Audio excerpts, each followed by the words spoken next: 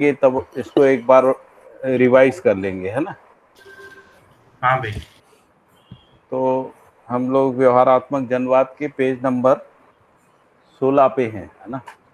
16 का जो पहला पैराग्राफ है वहां पर है। तो इसमें लिखा है कि जहां तक गणतंत्र, प्रजातंत्र और समाजतंत्र किसी भी नाम से जनमत के आधार पर जो व्यक्ति गद्दी में बैठ जाता है,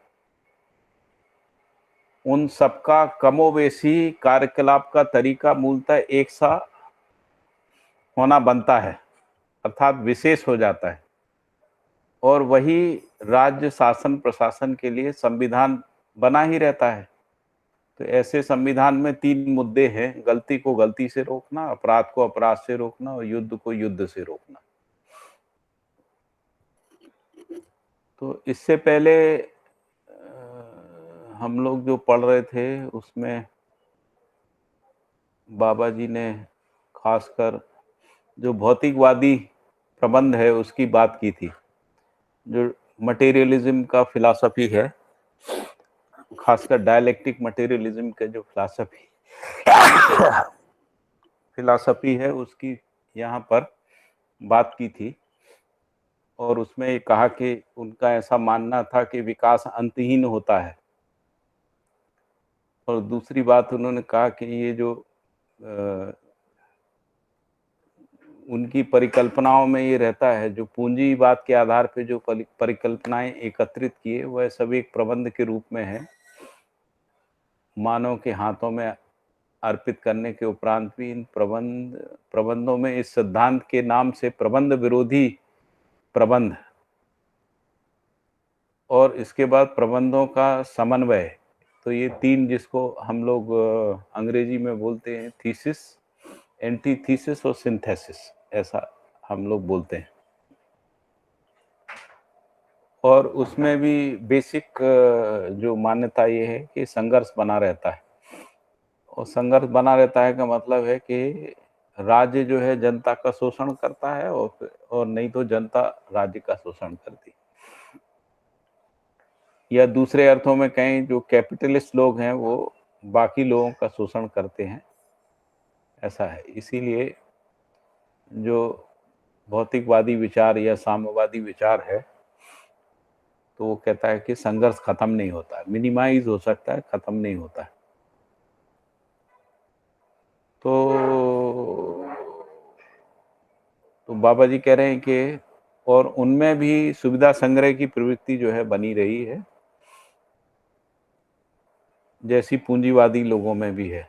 लेकिन पूंजीवादी लोग ज़्यादा सुविधा संग्रह में हैं, उनके तुलना में ये लोग कम रहते हैं और इसीलिए इनमें असंतोष भी आता है। और फिर ये कहा कि सभी देशों में, चाहे कोई भी देश हो, उनमें सामरिक तंत्र की मात्रा जो है वो बढ़ती जाती है, जिसको आर्म्स रेस कह रहे हैं। वो आर्म्स रेस जो है वो सभी देशों में, चाहे वो कैपिटलिस्टिक हो, चाहे वो साम्यवादी हो, चाहे डेमोक्रेटिक हो, है ना, सभी में है। फिर इसके बाद उन्होंने कहा कि जो साम्यवादी देश नहीं है, यानी धर्मनिरपेक्ष तंत्रवादी या लोक कल्याण तंत्रवादी या जाति संप्रदायवादी भेदों से गढ़ है, तो उन्होंने कहा कि उल्लेखनीय तथ्य यही है कि इन सभी प्रकार के वादप्रस्त संविधानों में सार्वभौम आचरण सूत्र जो है वो निकल के नहीं आया। फिर कहा कि ऐसे कई अंतर्राष्ट्रीय संगठन भी बन गए राष्ट्रों के बीच में। तो उसमें 3 संगठनों का विशेष उल्लेख किया है। एक है जिसको गुट निरपेक्ष कहते हैं। अभी एक गुट निरपेक्ष खत्म हो गया है। गुट निरपेक्ष, उसका मतलब प्रभाव जो है लगभग खत्म हो गया है, जिसको अपन नॉन अलाइन मूवमेंट बोलते थे। कॉमनवेल्थ का मतलब होता है कि जो एक समय अंग्रेजों के गुलाम देश थे और वो स्वतंत्र हो गए, तो ऐसे जो गुलाम देश थे जो स्वतंत्र हो गए, उनका जो संगठन है उसका नाम कॉमनवेल्थ है। और फिर एक अंतर्राष्ट्रीय जो संघ है जिसको राष्ट्र संघ बोलते हैं, जिसमें ऑलमोस्ट दुनिया के सभी देश है ना उसके सदस्य हैं। तो कह रहे हैं कि ऐसे कई संगठन बने हैं, लेकिन इनमें भी कोई मानवीयतापूर्ण व्यवस्था, सहज जो आचरण संहिता का सूत्र व्याख्या नहीं हो पाया है, ऐसा कह रहे हैं। फिर उन्होंने एक बात और बोली बाबा जी ने कि जो संयुक्त राष्ट्र संघ की अनुशंसा के अनुसार शिक्षा में सार्वभौमता को पाने की विधाओं में उप संस्थाओं को शामिल किए हैं। तो जो यूएनओ है उसमें यूनेस्को में शिक्षा की यूनिवर्सलिटी को लेकर बहुत सारा काम हुआ है और इसको पहचानने का प्रयास हुआ है, लेकिन अभी तक कोई सफलता नहीं मिली है। और फिर इसमें जो मूल प्रवृत्ति बाबा जी कह रहे हैं कि वो इतनी ही है कि इन लोगों के पास पैसा रहता है तो ये फंड बांटते रहते हैं, तो फंडिंग एजेंसी जैसा काम हो गया है ना मूल रूप से। और इनको फंड कहाँ से मिलता है, तो जो लोग विकसित देश कहे जाते हैं वो लोग फंड देते हैं, और विकसित देशों के पास पैसा कहाँ से आता है, तो विकसित देश जो है वो ज़्यादा शोषण करते हैं दूसरे देशों का, है ना। तो शोषण करते हैं तभी उन राज्यों में बहुत पैसा इकट्ठा होता है, वो पैसे से अंतर्राष्ट्रीय संगठन में शिक्षा विक्षा के काम चलाते हैं, फिर वो जो संस्थाएं होती हैं वो फंडिंग करती हैं। तो मूल रूप से पैसे का ही बंटवारा का कार्यक्रम जो है वो देखने को मिलता है। फिर ये एक समस्या है। फिर दूसरी समस्या ये बोली कि जो लोग व्यापार और शोषण में पारंगत लोग होते हैं वे कोषालयों को यानी बैंकों के साथ भी फ्रॉड करते हैं, और ये फ्रॉड जो है नेशनल इंटरनेशनल लेवल पे चलते रहते हैं, और ऐसा करके वो स्वयं का लाभ जो है कमाते हैं। तो मूल बात है कि एक जो है शोषण अपराध का एक नक्सस है जो सबके बीच में चलता है, और इसको समझने में आता है कि सबके मूल में जो है पैसा है, और पैसे के मूल में भोगवादी प्रवृत्ति है, सुविधा संग्रह है ना। और दूसरी बात बाबा जी ध्यान दिला रहे हैं कि इनमें कोई भी सार्वभौमिक सिद्धांत पहचानने में नहीं आ रहा है, जिसको यूनिवर्सलिटी कहते हैं, और ये दोनों स्तर पे नहीं आ रहा है ना। शिक्षा के स्तर पे कोई सार्वभौमिकता पहचानने में आ रही है, और ना ही आचार संहिताओं के रूप में, या जिसको हम लोग संविधान कहते हैं, संविधान के स्तर पे कोई यूनिवर्सलिटी पहचानने में आ रही। यहाँ तक हम लोगों ने कल इसको समीक्षित किया था, जो बाबा जी ने यहाँ पर इतनी बातों को समीक्षित किया था, और भी कुछ बातें पहले भी हो चुकी हैं। फिर आगे अब वो कह रहे हैं कि चाहे वो कैसे भी प्रकार का शासन तंत्र हो, तो उसमें जो गद्दी पे बैठ जाता है कमोबेश, है ना, उसका जो कार्यकलाप करने का तरीका एक जैसा ही होता है। कैसा रहता है कि वो अपने को विशेष मान लेता है, बाकी जो जनता होती है उसको सामान्य जनता मान लेता है ना। इस तरीके से उनमें विशेषता आ जाती है। फिर कह रहे हैं कि संविधान भी जो है इसका सपोर्ट करता है। तो सभी जो राज्य शासन प्रशासन के लिए जो संविधान बना है, और फिर वो आगे कह रहे हैं कि जो संविधान है उसमें मूलतः 3 मुद्दे हैं। तो संविधान क्या चीज है, तो कह रहे हैं गलती को गलती से रोकना, अपराध को अपराध से, और युद्ध को युद्ध से रोकना, है ना। ये उनके पास विधि है, जिसको हम लोग कहें कि जिस विधि से राज्य काम करते हैं, तो राज्य के काम करने या पब्लिक को, सामान्य जनता को नियंत्रित करने के लिए जो विधि है वो यही है, गलती को गलती से, अपराध को अपराध से, युद्ध को युद्ध से रोकना। फिर कह रहे हैं कि यह प्राय सभी राज शासन की गति प्रवृत्ति और दिशा है। तो ये चाहे वो डेमोक्रेसी हो, कैपिटलिस्टिक डेमोक्रेसी हो, या डेमोक्रेटिक मोनार्की हो, या कम्युनिस्ट कंट्री हो, है ना, या इस्लामिक स्टेट हो, आदि आदि जितने भी प्रकार के पॉलिटिकल सिस्टम हैं, उन सब की गति प्रवृत्ति और दिशा यही है जो बाबा जी कह रहे हैं। और सबके संविधान में विधि भी यही है, गलती को गलती से, अपराध को अपराध से, और युद्ध को युद्ध से रोकना है ना। और प्रवृत्ति भी वही है। प्रवृत्ति क्या है कि भोग करना है, अति भोग करना, बहुभोग करना है, सुविधा संग्रह करना है, ऐसा कह रहे हैं। फिर बाबा जी कह रहे हैं कि जो प्राप्त जन सुविधा, व्यक्ति विकास, समानता का अधिकांश लोग आश्वासन देते हुए जनमत प्राप्त करते हैं और गद्दी पे बैठ जाते हैं।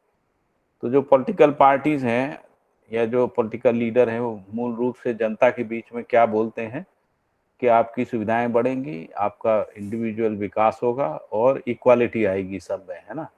ऐसे आश्वासन दे के जनमत प्राप्त कर लेते हैं, गद्दी पे बैठ जाते हैं। जबकि संविधान के अनुसार जो बुलंद प्रवृत्ति है अनुशासन को दबा देती हैं, है ना। जो संविधान में इक्वालिटी और फ्रीडम, है ना, जिसको अपन कह रहे हैं सामाजिक, आर्थिक, राजनीतिक, है ना, न्याय और अभिव्यक्ति, उपासना आदि की स्वतंत्रता, और इसके बाद जो है अवसर की समानता और व्यक्ति की गरिमा, राष्ट्र की अखंडता, एकता, ऐसी कुछ बातें हैं जो संविधान में हैं। तो वो कह रहे हैं कि अनुशासन, संविधान के अनुसार बुलंद जो प्रवृत्तियां हैं, अनुशासनों की आवाज को दबा देते हैं। और साथ में क्या देखने को मिलता है कि ये जो उसी के साथ साथ वोट और नोट का गठबंधन हो जाता है। जनमत अर्जन करने से पीछे पड़ा रहता है। तो जनमत अर्जन करने के लिए वोट चाहिए और वोट के लिए नोट खर्च करना पड़ता है। तो नोट किसको देते हैं? तो जो लोग जातीय नेता होते हैं या किसी समूह संगठन के नेता होते हैं ना, तो उनको नोट बांट के जो है वो वोट ले लेते हैं। इस तरीके से जनमत अर्जन होता है, इसलिए बहुत बड़ी मात्रा में पैसा लगता है। तो जब ये पैसा लगा के राजनीति में प्रतिनिधित्व बन जाते हैं, तो चुनाव जीतने के बाद इनको पैसा निकालना पड़ता है। तो फिर ये नोट वोट बंटवारा जो है, ये एक प्रकार का झंझट इन सभी डेमोक्रेटिक जो तंत्र हैं उनमें देखने को मिलता है ना। तो नोट वोट का गठबंधन जनमत अर्जन समय से ही पीछे पड़ा रहता है। सर्वोच्च सत्ताधारी ही सत्ता का आवंटन करने में सक्षम होना संविधान मान्य रहता ही है। और इसमें जो सर्वोच्च सत्ताधिकारी यानी जो प्राइम मिनिस्टर है या जो प्रेसिडेंट है ना, कुछ देशों में प्रेसिडेंट है, हमारे देश में प्राइम मिनिस्टर है, वही सत्ता का आवंटन करता है। यानी किसी को ये मंत्रालय, उसको मंत्रालय, मलाई वाला मंत्रालय, लाभ वाला मंत्रालय, आदि आदि ऐसे सब बांटते हैं, ताकि वो जो नोट वोट वाला है वो हिस्सा जो है निकाला जा सके, तो है ना, और कुछ पैसा इकट्ठा करें, क्योंकि अगले इलेक्शन में फिर नोट बांट के वोट लेना है ना। तो इसलिए जो सर्वोच्च सत्ताधारी ही सत्ता का आवंटन करने में सक्षम होना संविधान मान्य रहता ही है। आवंटन के उपरांत कुछ लोगों के लिए जिनको आवंटन में सत्ता हाथ लग गई, यानी मिनिस्टर आदि बन गए, उनमें और उनसे सम्मत व्यक्तियों में क्षणिक संतुष्टि देखने को मिलती है। मालूम मेंबर ऑफ पार्लियामेंट्स में जो मिनिस्टर बन गए उनमें एक सेटिस्फेक्शन दिखता है, बाकी लोगों में अंदर ही अंदर विरोध बना रहता है या असंतुष्टि बनी रहती। फिर कह रहे हैं कि जिनको सत्ता में भागीदारी की अपेक्षा रहते हुए सत्ता में भागीदारी नहीं मिलती है, वे और उनके समर्थक असंतुष्ट रहते हैं। और इस प्रकार संपूर्ण जो देशों की गणतंत्रात्मक प्रणाली है, तो उसमें बाबा जी ने एक बड़ा फार्मूला निकाला है कि वोट नोट बंटवारा संतुष्टि असंतुष्टि के चक्कर में फंसे हुए दिखाई पड़ते हैं। ये तो हम लोग देख ही रहे हैं, हमारे सब लोग इसी के बीच में ही रह रहे हैं। तो नोट वोट बंटवारा और संतुष्टि असंतुष्टि का मतलब है अपीसमेंट, है ना। अपीसमेंट का मतलब कोई मुस्लिम तुष्टिकरण, कोई दलित तुष्टिकरण, है ना, कोई यादवों का तुष्टिकरण, कोई ब्राह्मणों का तुष्टिकरण, ठाकुरों का तुष्टिकरण, है ना, उसको कह रहे हैं ये संतुष्टि असंतुष्टि के चक्कर में फंसी दिखाई देती। ठीक है ना। और फिर कह रहे हैं कि इस मुद्दे पे जन चर्चा यही स्वीकारने के जगह पे आई है, सबको स्वीकार घटना हो ही नहीं सकती है। इस मुद्दे पे जन चर्चा यही स्वीकारने की जगह पे आई है कि सबको स्वीकार घटना हो ही नहीं सकती है। क्यों?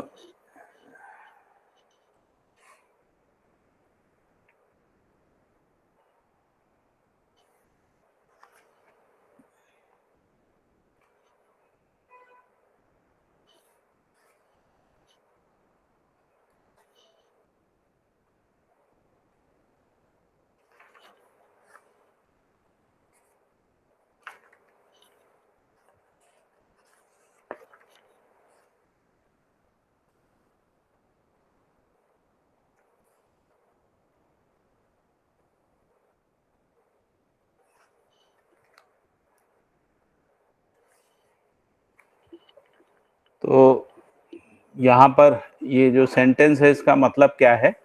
तो इसका मतलब ये है कि सभी को संतुष्ट नहीं किया जा सकता है ना, सबको न्याय नहीं दिया जा सकता, सबको सबको पद नहीं दिया जा सकता, ऐसा ऐसा कुछ है। इसका जो मीनिंग जो निकल रहा है वो यही है। तो फिर जिसको मिल गया, है ना, तो कह रहे हैं कि यदि होती है तो ईश्वर अधीन है, तो ईश्वर की कृपा से हो जाए तो हो जाए, लेकिन तो संवाद करने पे संतुष्ट हो नहीं सकते, ऐसा निष्कर्ष निकलता है। यानी संतुष्टि सबको चाहिए कि नहीं चाहिए पूछने में कहते हैं कि संतुष्टि सबको चाहिए, यही उद्गार निकलता है। ऐसा भी परीक्षण इसी तथ्य का समर्थनकारी है कि किसी मानव अपनी मानसिकता के मूल में सर्व सुख को स्वीकारा है। तो सर्वेक्षण से पता लगता है कि संतुष्टि सबको चाहिए, लेकिन वो कहते हैं ऐसा हो नहीं सकता है ना। और यदि हो सकता है तो कहते हैं शायद प्रभु की कोई कृपा हो जाए तभी हो सकता है, तो आदमी के बस में नहीं है। लेकिन बाबा जी इसमें भी एक सिद्धांत को निकाल रहे हैं। वो सिद्धांत ये निकाल रहे हैं, या इन्फ्रेंस भी बोलते हैं कई लोग इसको, तो इन्फ्रेंस ये निकाल रहे हैं कि सबको संतुष्टि चाहिए कि नहीं चाहिए पूछने पे कहते हैं सभी को संतुष्टि चाहिए। तो इससे उन्होंने इन्फ्रेंस निकाला कि मानव अपनी मानसिकता के मूल में सर्व सुख को स्वीकारा हुआ है ना, यानी उसमें सर्व सुख की स्वीकृति है। ये सूत्र को बाबा जी ने पकड़ लिया है ना। इतनी सारी विषमताओं के बीच में, इतने सारे कुचक्र के बीच में भी उन्होंने सार्थकता क्या निकाली कि मानव अपनी मानसिकता के मूल में सर्व सुख को स्वीकारा ही है। फिर आगे समीक्षा कर रहे हैं वो कि धर्मनिरपेक्षता को कुछ संविधान स्वीकारे हुए हैं, किंतु संविधान में धर्मनिरपेक्षता का आचरण, तो आचरण का मतलब मूल चरित्र नैतिकता का कोई सूत्र व्याख्या अध्ययनगम्य लोकगम्य नहीं हुआ है। तो बाबा जी कह रहे हैं कि यदि मान लीजिए कि धर्मनिरपेक्ष हो जाते हैं संविधान, तो उस स्थिति में मानवीय आचरण क्या होगा, क्योंकि जो मूल्य चरित्र नैतिकता के जो ज्यादातर सिद्धांत हैं वो तो धर्म संविधानों से निकले हुए हैं, है ना। तो इसलिए कह रहे हैं कि धर्मनिरपेक्षता को संविधान में स्वीकारे हुए हैं, किंतु संविधान में धर्मनिरपेक्षता का आचरण की कोई सूत्र व्याख्या नहीं है। मतलब जो व्यक्ति या नागरिक यदि धर्मनिरपेक्षता को मानते हैं, उस स्थिति में उनका मूल्य चरित्र नैतिकता के रूप में आचरण क्या होगा, तो वो कह रहे हैं वो अभी तक अध्ययन गम्य नहीं हुआ है, लोक गम्य नहीं। इसलिए जो सेकुलर लोग हैं वो बहुत बड़ी मात्रा में कंफ्यूज दिखते हैं ना, भ्रमित दिखते हैं। तो जहाँ तक जन कल्याणकारी नीतियों को जो देश अपनाता है, वह अपने में ज़्यादा से ज़्यादा पैसा सुविधा सबको मिलने की मानसिकता और प्रतिज्ञा है। तो जिसको अपन जन कल्याणकारी या वेलफेयर पॉलिसीज बोलते हैं, वेलफेयर स्टेट, इसी के नाम से वेलफेयर स्टेट कहते हैं। तो ये जो वेलफेयर नीतियाँ हैं या पॉलिसीज हैं या जन कल्याणकारी जो नीतियाँ हैं, उसका भी मतलब सभी लोगों को यही स्वीकृत रहता है कि ज़्यादा पैसा मिल जाए, ज़्यादा सुविधाएं मिल जाए। यानी जिसको बाबा जी सुविधा संग्रह कह रहे हैं, वही मानसिकता में रहता है और इसी का प्रतिज्ञा रहता है। तो किसी भी विधि से संग्रह सुविधा का तृप्ति बिंदु ना होने के कारण निरंतर ही अग्रिम सुविधा संग्रह का प्यास जनमानस में बढ़ती जाती है। तो क्योंकि सुविधा संग्रह जो है वो उसका कोई तृप्ति बिंदु तो है नहीं, तो क्या होता है कि जितना मिल जाता है उससे ज़्यादा का प्यास जाग जाता है। ऐसा जो है क्रम से हम लोग देख रहे हैं। भारत में भी हमारे शहरों में, गाँव में, सब जगह ऐसे ही दिख रहा है कि धीरे-धीरे सुविधा संग्रह का जो प्यास है वो जनमानस में बढ़ती जा रही है। और इस विधि से जन कल्याणकारी विचारों को लेकर सामरिक तंत्र से लैस गतिविधियां अन्य देश जो सामरिक तंत्रणा में उतना लैस नहीं है, ऐसे देशों को अपना स्रोत बनाने अर्थात अपने देशवासियों की आवश्यकता पूरी करने के स्रोत के रूप में अपने को तैनात करने में व्यस्त पाते हैं। तो वो कह रहे हैं कि जो इस विधि से जन कल्याणकारी जो विचारों को लेके सामरिक तंत्र से लैस गतिविधियां अन्य देशों में जो सामरिक तंत्रणा है उतना लैस नहीं है, तो ऐसे देशों को अपना स्रोत बनाने में अर्थात देशवासियों की आवश्यकता को पूरा करने के रूप में अपने को तैनात करने में व्यस्त हो जाते हैं। तो अभी यही सब देख रहे हैं कि जो दुनिया में सबसे बड़ा जो व्यापार है उसकी तरफ बाबा जी इंगित कर रहे हैं। वो व्यापार क्या है? आर्म्स आर्म्स को बेचना, हथियारों को बेचना है ना, उसमें अरबों खरबों डॉलर जो है उसमें लगता है उनको खरीदने में। तो जिन देशों के पास जो है ये सामरिक तंत्र हैं, तो जिनके पास नहीं है वो उनको जो है बेचते रहते हैं। और ये जो नेता लोग होते हैं वो जनता में उसकी आवश्यकता को क्रिएट कर देते हैं ना, तो इसी काम में जो है फंसे हुए दिखते हैं, ऐसा करें। इसी के साथ उन्हीं देशों के हाथों में अर्थतंत्र का नियंत्रण बन चुकी है। तो फिर क्या होता है कि फिर ये जो देश हैं, ये जो हथियार देते हैं, धीरे-धीरे इनके हाथ में जो इकोनॉमिक कंट्रोल इनके हाथ में आ जाता। जैसे अभी हम लोग खबरों में पढ़ रहे हैं ना कि पाकिस्तान का जो आर्थिक नियंत्रण है वो चाइना के हाथों में आ गया है, क्योंकि पाकिस्तान को हथियार चाहिए, तो वो हथियार चाइना जो है उपलब्ध करा रहा है, और उसको विकास चाहिए तो वो विकास चाइना उपलब्ध करा रहा है। धीरे-धीरे उनके, तो वो कहते हैं कि हर व्यक्ति के सिर पे इतना कर्जा है, कुछ एक अमाउंट जो है मीडिया में सुनने को मिलता है कि हर पाकिस्तानी के सिर के ऊपर इतना कर्जा है। तो वो कर्जा ही चुकाने की स्थिति में नहीं रहते हैं, तो एक प्रकार से इकोनॉमिक कंट्रोल जो है उन देशों के हाथ में आ जाता है। अमेरिका भी बहुत सारे देशों की ऐसी मदद करता है, तो इस तरीके से उन देशों के आर्थिक नियंत्रण को वो अपने हाथ में ले लेते हैं, है ना? तो उन्हीं देशों के हाथों में अर्थतंत्र का नियंत्रण बन चुकी है, और विज्ञानवादी जो अर्थतंत्र के अनुसार अथवा लाभोन्मादी अर्थतंत्र के अनुसार अंतर्राष्ट्रीय मुद्रा कोष, जिसको इंटरनेशनल मॉनिटरी फंड भी बोलते हैं ना, तो जिन जिन देशों में अधिक हो गया है, तो अंतर्राष्ट्रीय मुद्रा कोष क्या करता है, कर्जा देता है। जिनकी आर्थिक स्थिति खराब हो जाती है, तो वो देश जो है, जैसे अभी पाकिस्तान ने मुद्रा कोष से बहुत सारा पैसा लिया है, तो कर्जा बढ़ गया और अभी पाकिस्तान उसको रिफंड नहीं कर पा रहा है, इसीलिए अभी मुद्रा कोष ने कहा कि अब और कर्जा आपको नहीं मिलेगा। तो फिर वो और कर्जे के लिए फिर किसी की शरण में चले जाते हैं, जैसे चाइना की शरण में चले गए, क्योंकि उससे कुछ पैसा मिलेगा। तो यहाँ बता रहे हैं कि जो लाभोन्मादी अर्थतंत्र के अनुसार जो है, अंतर्राष्ट्रीय मुद्रा कोष जैसी भिन्न जिन जिन देशों में अधिक हो गया है, वे सब शोषण के योग्य हो गए, अब उनका शोषण कर सकते हैं। तो जब ज़्यादा कर्जा हो गया तो फिर क्या होता है, या तो आप कर्जा चुकाओ, नहीं तो जो हमारे कारपोरेट के जो सामान हैं, उनको बेचने के लिए आप पॉलिसी बनाओ अपने देश में, है ना? ताकि हम अपना जो है सामान बेच सकें आपके देश में आके। तो ऐसा करेंगे तो उससे क्या होगा, और ज़्यादा शोषण जो है वो कर पाएँगे। तो हमने देखा कि पूरी दुनिया में डब्ल्यूटीओ करके, वर्ल्ड ट्रेड ऑर्गेनाइजेशन करके एक संगठन बनाया, और वो संगठन अपना काम कर सके, यानी कारपोरेट जो है दुनिया के हर देश में माल को बेच सकें। तो उसके लिए ऐसे जो देश थे जो कर्ज के बोझ में दबे थे, उनमें जाके उन्होंने पॉलिसी में चेंज कराया, और पॉलिसी चेंज कराने के बाद उनका और शोषण कर सकें, इस स्थिति में आ गए, है ना?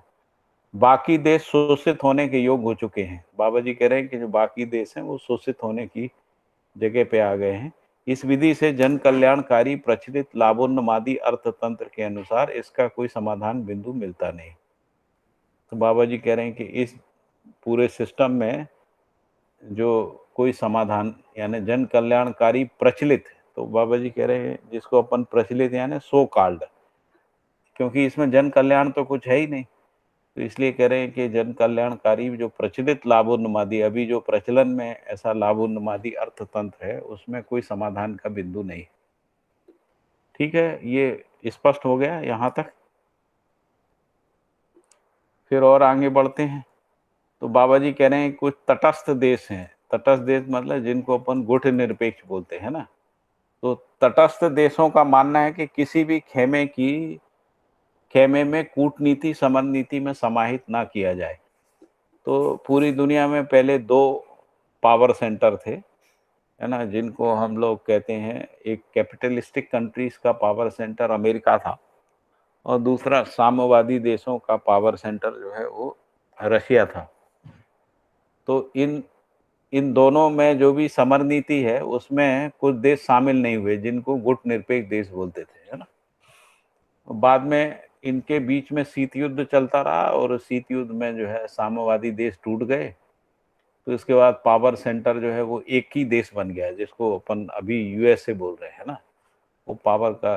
तो जब पावर सेंटर ही टूट गया तो गुट निरपेक्ष आंदोलन भी खत्म हो गया, क्योंकि अब पूरी दुनिया पे, क्योंकि क्या था कि गुट निरपेक्ष देशों की सुरक्षा क्या थी कि यदि अमेरिका शोषण करेगा तो रसिया उसमें हस्तक्षेप करेगा, और रसिया यदि कहीं पर अपनी सेना भेज के उनके देशों पे कब्जा करने की कोशिश करेगा तो अमेरिका उनकी तरफ से लड़ेगा।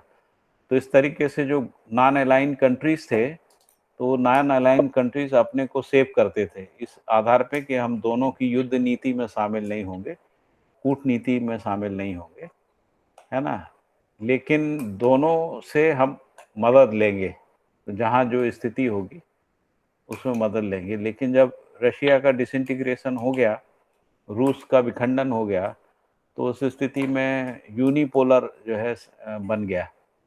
तो यूनिपोलर बनने के बाद जो तटस्थ देशों का संगठन था वो टूट गया लगभग, है ना, खत्म हो गया, नाम मात्र के लिए बचा हुआ है। तो बाबा जी कह रहे हैं तटस्थ देशों का मानना है कि किसी भी खेमे की में कूटनीति और समरनीति को समाहित ना किया जाए, और जो किया तो फिर किया क्या जाए, तो इसका कोई स्पष्ट उत्तर नहीं है। तो नॉन अलाइन मूवमेंट टूटने का मूल कारण ही ये रहा कि क्या किया जाए, वो उसका स्पष्ट उत्तर नहीं था। इस विधि से स्पष्ट किया कि तटस्थ चरित्र क्या चीज है, इसका उत्तर मिलता नहीं है ना। यह उस समय उद्गमित हुई, साम्यवादी और पूंजीवादी कटु विरोधी रूप में कार्य करते रहे। ये बाबा जी उस समय की बात कर रहे हैं जब कैपिटलिस्टिक और जो कम्युनिस्ट हैं इनमें बहुत कटु, है ना, बहुत बड़े स्तर पे विरोध चल रहा था।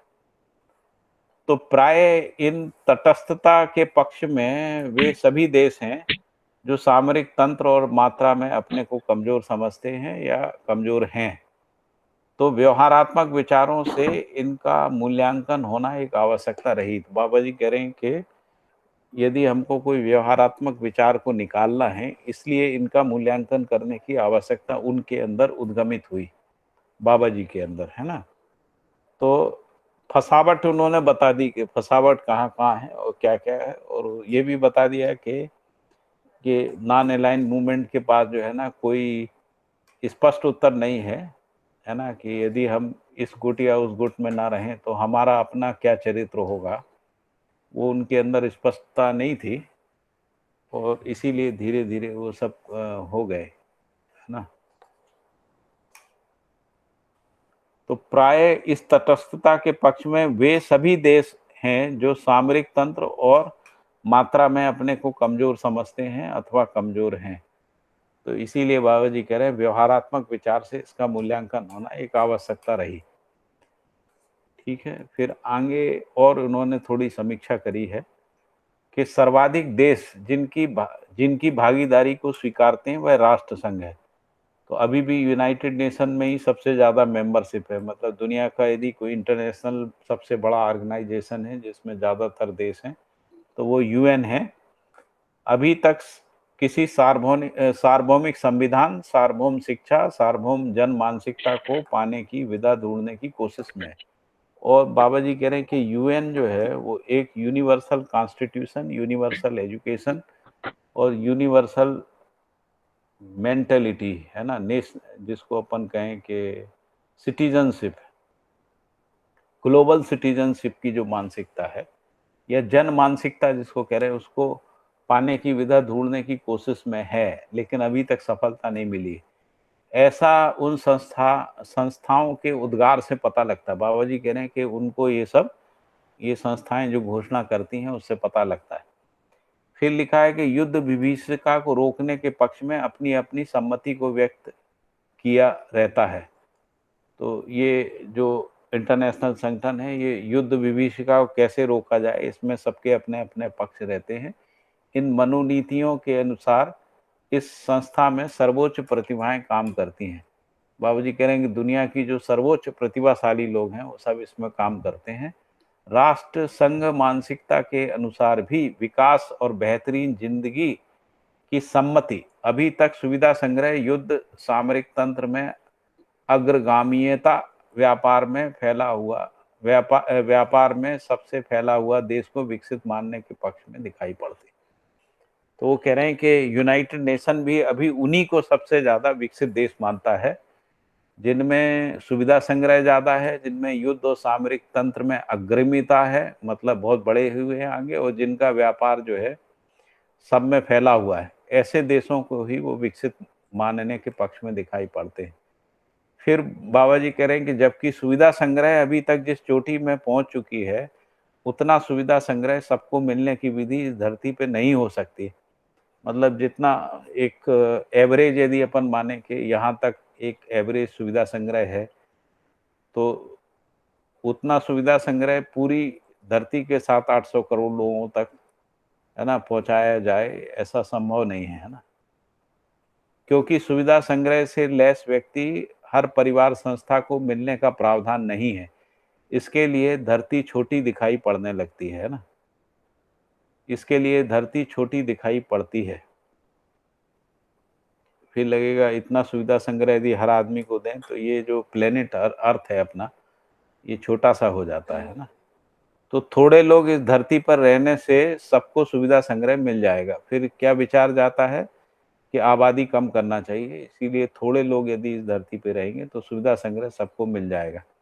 तो विभिन्न संस्थाओं ने ऐसा भी सोचा। इसी आधार पर विभिन्न राष्ट्र संस्थाएं, समाज सेवी संस्थाएं, संयुक्त राष्ट्र संघ और भी विविध छोटे बड़े संगठन, वे इस बात को दोहराते हैं कि जनसंख्या नियंत्रण होना चाहिए। उसके पीछे मानसिकता क्या है? क्योंकि सुविधा संग्रह सबको मिल सके, इसलिए। ठीक है, फिर थोड़ा सा आगे बढ़ते हैं।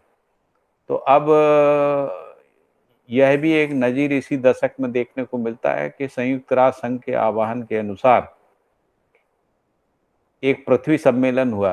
ये शायद पृथ्वी सम्मेलन 70s में हुआ था, है ना, 70 के आसपास या 77 में कभी ऐसा हुआ था पृथ्वी सम्मेलन।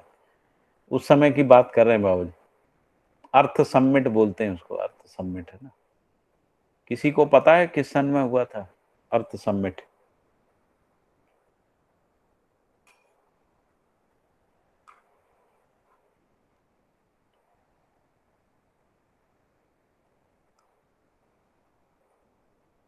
चलिए, सन तो बाद में देख लेंगे। तो यह भी एक नजीर इसी दशक में देखने को मिली कि संयुक्त राष्ट्र संघ के आह्वान पर एक पृथ्वी सम्मेलन किया गया, जिसमें ऊपर ऊपर कहे गए ढांचे खांचे में आने वाले देश अपने को विकसित एवं अन्य देशों को विकासशील या अविकसित घोषित किया। तो इन सब राष्ट्र संघ अपनी सम्मति व्यक्त किया। तो उन्होंने कहा कि इसमें पहचान हुई कि कितने दुनिया के देश विकसित हैं, कितने विकासशील हैं, कितने अविकसित हैं, और राष्ट्र संघ की भी इसमें सहमति है। उसका जो पैरामीटर है, जिसको डेवलपमेंट इंडेक्स कहते हैं, तो डेवलपमेंट इंडेक्स वही है, सुविधा संग्रह कितना है, सामरिक क्षमता क्या है, और तीसरा क्या बोला था, हाँ, व्यापार कितना है ना, व्यापार कितना है, उसके आधार पे। तो उस इंडेक्स के आधार पे जो है ये देशों को 3 कैटेगरी में बांट दिया है: विकसित,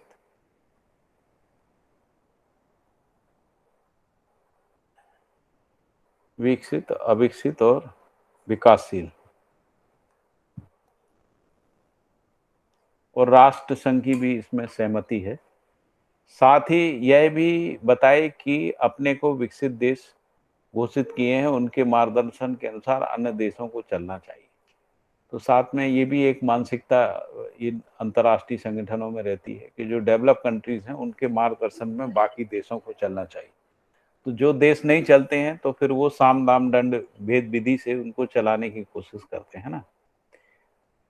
तो उनके मार्गदर्शन में अन्य देश चलना चाहिए, क्योंकि उक्त दोनों कोटि के देश विकसित होना जरूरी है। और उसको क्यों चलना चाहिए? तो वो कह रहे हैं इसलिए चलना चाहिए क्योंकि ये जो विकासशील और अविकसित देश हैं वो भी विकसित हो जाएं। तो विकास का दावा जितने भी देश किए हैं उनमें अधिकांश भाग आधुनिक सामरिक तंत्र और यंत्र ही है। तो कह रहे हैं कि उसमें बड़ा हिस्सा क्या है, तो जो सामरिक तंत्र जो है वो अत्याधुनिक हैं और यंत्र भी उनके पास अत्याधुनिक हैं। और इसका दूसरा जो बड़ा भाग है वो क्या है, तो सुविधा संग्रह, भोग, अतिभोग, बहुभोग है, अथवा इसी की ओर है। तो सुविधा संग्रह भोग के आधार पर उन्हें विकसित देश बता रहे हैं।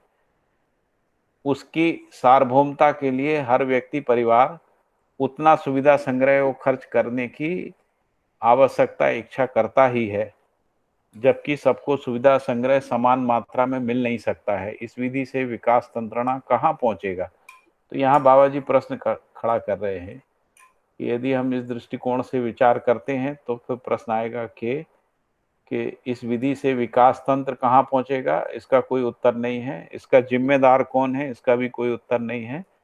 और संयुक्त राष्ट्र संघ जिम्मेदार है तो वो भी नहीं उत्तर है। फिर कह रहे हैं कि जो विकासशील देश जिम्मेदार, विकसित देश जिम्मेदार हैं, इसके लिए भी वो जिम्मेदारी लेने को तैयार नहीं है।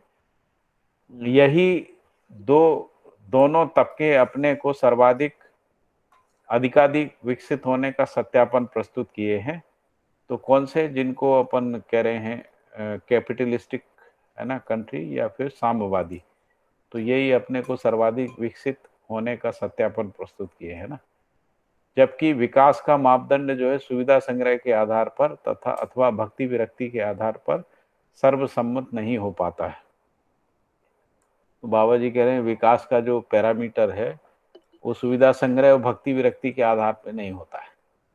तो सुदूर विगत से क्रमागत विधि से आई जन चर्चा, शिक्षा, विविध माध्यम, भौतिकवादी और ईश्वरवादी मान्यताओं घटनाओं के आधार पर नकारात्मक सकारात्मक विधि से निर्णय लेते रहे हैं।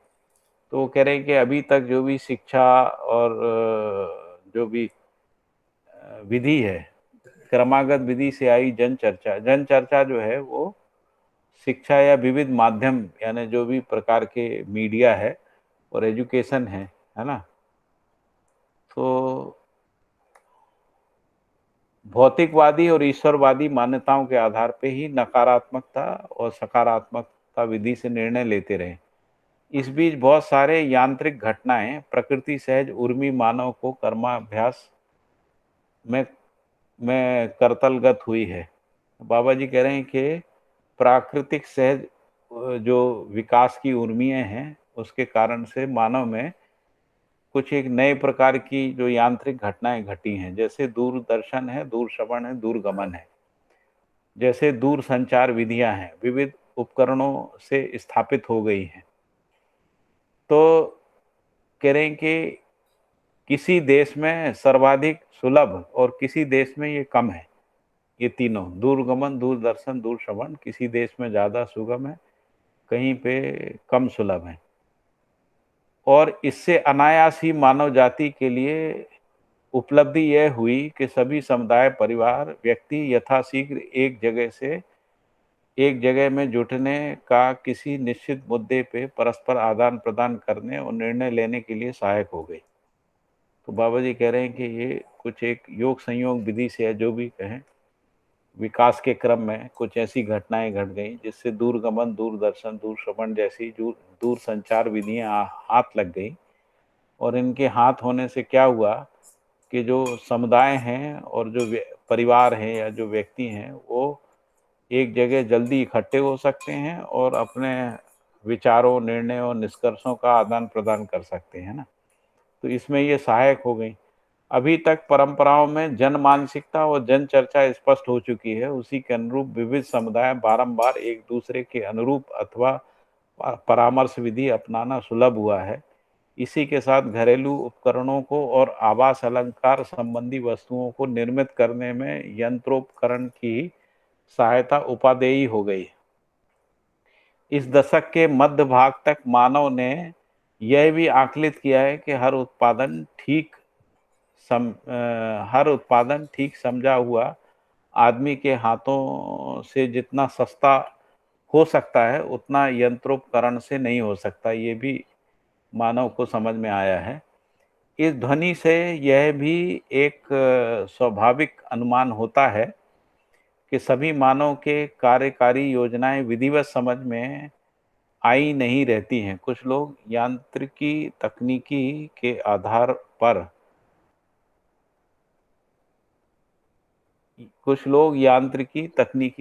पर यंत्रों की सहायता से उत्पादन को बढ़ावा देने का कार्य करते हैं। इसका तात्पर्य यह हुआ कि कुछ दशक तक मानव में से अधिकांश लोग कार्यकारी मानसिकता से रिक्त हो जाएंगे, यानी श्रम की मानसिकता उनमें खत्म हो जाएगी और संचालनकारी मानसिकता से संबद्ध हो जाएंगे। मतलब कोई उनको संचालित करे, यानी जिसको स्लेवरी भी करें, इकोनॉमिक स्लेवरी, दासता, है ना। तो संचालनकारी जो मानसिकताओं से संबद्ध रहते हैं या संबद्ध होने के लिए प्रयत्नशील रहते हैं, यही आज की देश धरती की जन मानसिकता का स्वरूप है। यह भी एक कारण रहा है कि आवास अलंकार संबंधी उत्पादनों से एवं उनके प्रतिफलन मूल्यांकन विनिमय में और महत्वाकांक्षी संबंधी वस्तुओं उपकरणों के उत्पादन के संतुलन स्थापित होना अभी तक नहीं हो पाया। आज की स्थिति में कृषि उत्पादन का मूल्यांकन उपेक्षणीय दिखाई देता है, यानी जो भी एग्रीकल्चर प्रोडक्ट्स हैं उसको लोग उपेक्षा की दृष्टि से देखते हैं ना। उससे अधिक आकर्षक मांसाहारी पशु पक्षी पालन में लोगों का दिलचस्पी बढ़ी है। तो कृषि उपेक्षणीय हो गई, उसमें उसको हीन भाव से देखने लगे। बाबा जी कह रहे हैं उसकी तुलना में, कृषि की तुलना में मांसाहार और पशुपालन, पशु पक्षी पालन के काम में जो है रुचि बढ़ी है। तो ये पशुपालन आदि जो पशु पक्षी पालन है, इसका मूल उद्देश्य जो है मांसाहार है। उससे अधिक दिलचस्पी जो है वो कह रहे हैं कि इससे, यानी जो खाद्यान्न से भी ज्यादा जो दिलचस्पी है लोगों की, वो आवास और वस्त्र संबंधी उत्पादनों में होना पाया जाता है। मतलब जितना लोग पैसा खाने पीने में खर्च करते हैं, उससे बहुत ज़्यादा जो है वो आवास और वस्त्र संबंधी उसमें खर्च करते हैं ना। इससे अधिक और उससे भी ज़्यादा जो दिलचस्पी जो है महत्वाकांक्षी संबंधी वस्तुओं के उत्पादन में हो गई। महत्वाकांक्षी संबंधी जैसे मोबाइल है या इलेक्ट्रॉनिक मीडिया है, ये सब में बहुत पैसा लोग खर्च करते हैं। हर घर में जो है कम से कम साल भर में 50-60 हजार तक के मोबाइल या 1 लाख तक के मोबाइल लोग खरीद लेते हैं। यदि उसमें टीवी भी ये सब जोड़ दें तो बहुत सारा पैसा उसमें खर्चा करते हैं। मतलब जितना घर बनाने में लगता है उतना ही इन सब चीज़ों को जुटाने में लगता है, और उसमें भी दिलचस्पी लोगों की ज़्यादा इनमें बढ़ गई है। इससे यह भी स्पष्ट होता है कि जन मानसिकता की प्रवृत्ति कृषि उपज कार्यों में कम होती गई, अन्य कार्यों में अधिक होती गई। वही संपूर्ण देश धरती की हालत है, ऐसा कह रहे बाबा। पूरे देश धरती की हालत ही यही है। फिर व्यापार तंत्र जो है वो लाभोन्मादी अर्थतंत्र ऐसी स्थिति को निर्मित करने का उत्तरदायी होना समझ में आता है। अतएव इसमें संतुलनकारी जन चर्चा की आवश्यकता है। तो इसलिए बाबा जी कह रहे हैं कि इसमें कोई संतुलन कैसे बने, इस पे जन चर्चा की आवश्यकता है, यानी लोगों को इस पे बातचीत करना चाहिए। फिर कह रहे हैं कि संपूर्ण अर्थतंत्र अंतर्राष्ट्रीय मुद्रा कोष पर निर्भर है। इसमें भी सभी राष्ट्र संस्थाएं सहमत हैं। इसके बावजूद भी अंतर्राष्ट्रीय मुद्रा यानी बहुमूल्य धातुओं के आधार पे, जिसको गोल्ड वोल्ड बोल रहे हैं ना, तो उपयोगिताशील वस्तुओं को प्रतीक मुद्रा ही है। तो प्रतीक प्राप्ति नहीं होती है, दूसरी विधि से प्राप्तियां प्रतीक नहीं होती। तो बाबा जी कह रहे हैं कि जो अंतर्राष्ट्रीय मुद्रा है वो बहुमूल्य धातु के आधार पे है। अभी तो वो भी धीरे धीरे खत्म हो गया। अभी बहुमूल्य धातु की जगह जो है दूसरा कॉन्सेप्ट आ गया है, लेकिन ये सब 10 साल में ही हुआ है। जैसे बिटकॉइन आ गया ना, बिटकॉइन एक इलेक्ट्रॉनिक करेंसी आ गई, तो उसके लिए गोल्ड की आवश्यकता नहीं है। लेकिन अभी भी दुनिया में जो बेसिक इकोनॉमी है उसके मूल में बहुमूल्य धातु है या उपयोगिताशील वस्तुओं को प्रतीक मुद्रा। फिर बाबा जी कह रहे हैं प्रतीक मुद्रा जो है वो प्राप्ति नहीं है, क्योंकि प्राप्ति तो मूल रूप से रोटी कपड़ा मकान ही है। तो आदमी के पास कितना भी पैसा हो जाए, लेकिन यदि रोटी कपड़ा मकान कम होता है ना, तो इसीलिए कह रहे हैं कि प्रतीक प्राप्ति नहीं है। दूसरी विधा से कहें कि प्राप्ति जो है वो प्रतीक नहीं होती।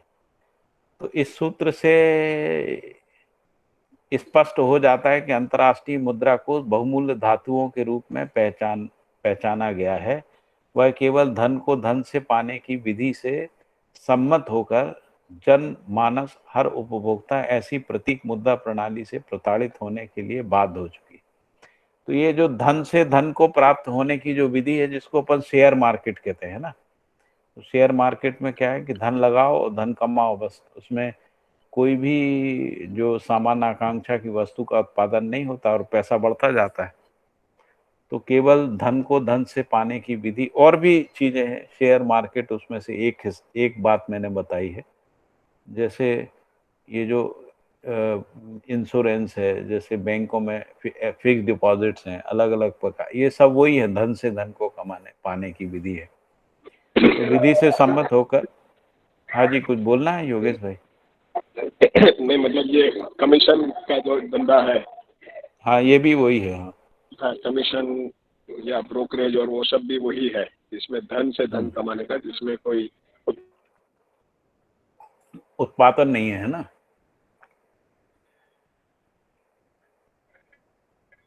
हाँ, बहुत बढ़िया। तो वो कह रहे हैं कि यह केवल धन को धन से पाने की विधि से सम्मत होकर सामान्य मानव, हर उपभोक्ता ऐसी प्रतीक मुद्रा प्रणाली से प्रताड़ित होने के लिए बाध्य हो गया है, क्योंकि उसको वस्तु के रूप में कुछ प्राप्त नहीं होता है, लेकिन उसको कीमत देना पड़ती है ब्रोकरेज में या इसमें, है ना।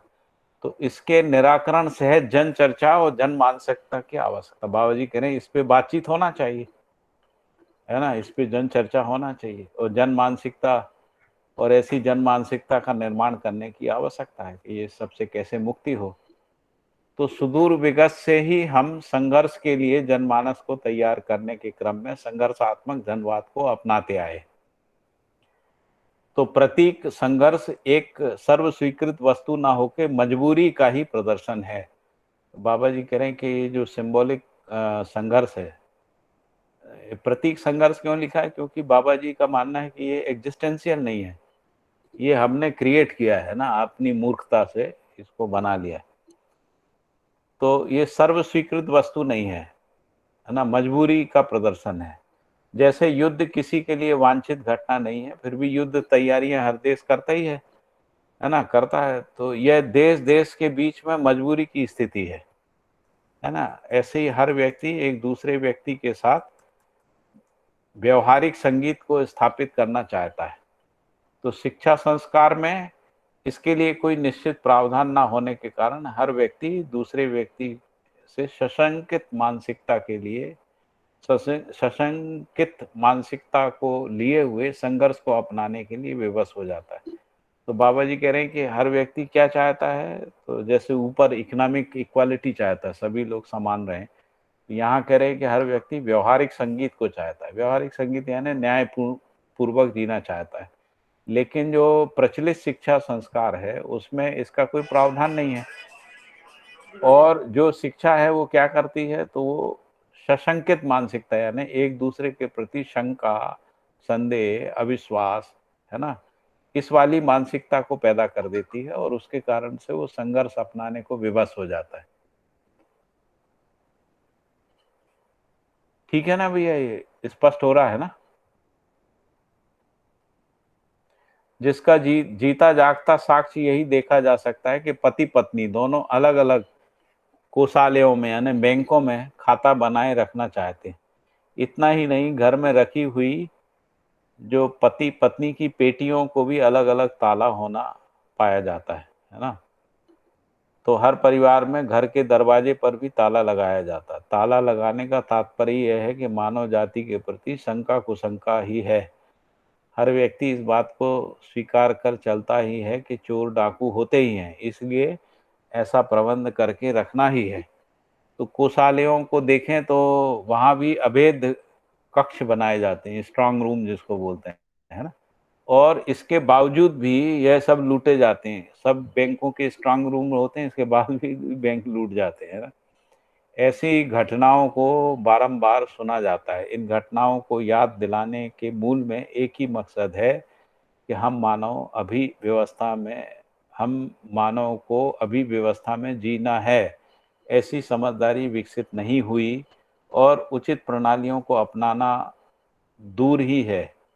अभी तो ये समझदारी भी नहीं आई है कि हम सबको व्यवस्था में जीना है, और उसके लिए प्रणालियां विकसित होना तो अभी दूर की बात है। इसलिए जनवाद में व्यवस्था रूपी व्यवहार चर्चा को पहल करना परम आवश्यक है। अतएव व्यवहारात्मक जनवाद क्यों इस मुद्दे पे प्रकाश डाला, इस विधाओं में इंगित दिशाओं की ओर ध्यानाकर्षण करना हमारा उद्देश्य है। समझना, सफल बनाना आपका अनुग्रह है। तो बाबा जी ने कहा कि जो उन्होंने समझा है उसको सफल बनाना आपका अनुग्रह है। मतलब कितनी विनम्रता से वो कह रहे हैं बाबा जी, है ना, कि ये जो ध्यानाकर्षण उन्होंने कराया है तो वो उन्होंने करा दिया, कह रहे हैं वो मेरा उद्देश्य था, वो करा दिया। अब यदि आप इसको समझ गए हैं तो इसको सफल बनाना आपका अनुग्रह है। कैसे सफल बनेगा? तो उन्होंने कहा कि कम से कम पहले जन चर्चा तो शुरू हो जाए, व्यवहारात्मक जनवाद जो है वो समाज में स्थापित हो जाए। यदि व्यवहारात्मक जनवाद स्थापित होगा तो कम से कम सभी में समझदारी आएगी। समझदारी आएगी तो जीने की प्रणालियां जो हैं वो विकसित हो जाएंगी। ठीक है, तो अभी यहाँ रुकते हैं अपन, इस पे कुछ चर्चा कर ली जाए, फिर कल अगला अध्याय शुरू करेंगे।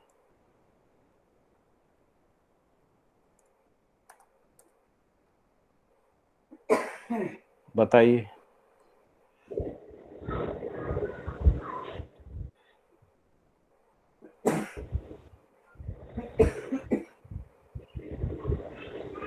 जी भैया, प्रथम पृथ्वी सम्मेलन 1992 में रियो डी जानेरो में 5 हाँ, जून 92। हाँ, 92 में हुआ। 5 जून में हुआ था। और ठीक है, दूसरा हुआ 2012 में हुआ। 2000।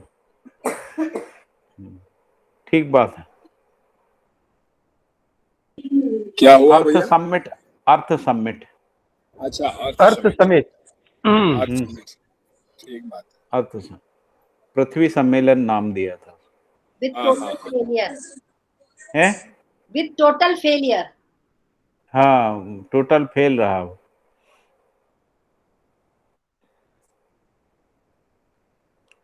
और बताइए इसमें कुछ। मुझे लगता है कि ये सबके बीच में ही है हम लोग, जो है हमारे चारों ओर का जो समाज, राजनीतिक, सामाजिक और आर्थिक जो स्थितियां हैं उसको बाबा जी ने विश्लेषित किया है ना। राजनीतिक स्थितियों को ये बताया कि सब वो नोट बोर्ड बंटवा संतुष्टि असंतुष्टि के चक्कर में फंसी है ना। जी. और दूसरा ये बताया कि उसमें सामान्य विशेष का की मानसिकता है। तीसरी बताया कि ये सब जो है सुविधा संग्रह के चक्कर में है ना। जी.